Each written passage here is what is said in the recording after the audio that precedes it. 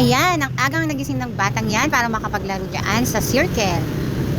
Hindi kami nakapaglaro masyado nakaraan dahil napakadaming tao. Kaya naman inagahan na namin today. Ayan na nag-play ng batang bulinggit. Konti lang ang tao, konti lang ang mga pumunta kapag maaga pa. Kaya ayan, sulit na sulit naman talaga. At syempre, dyan na rin nagpa-araw dahil maaga nga kami nagpunta sa circle. Enjoy yung mga kids, enjoy yung mga bata. Happy holidays, guys. Happy New Year.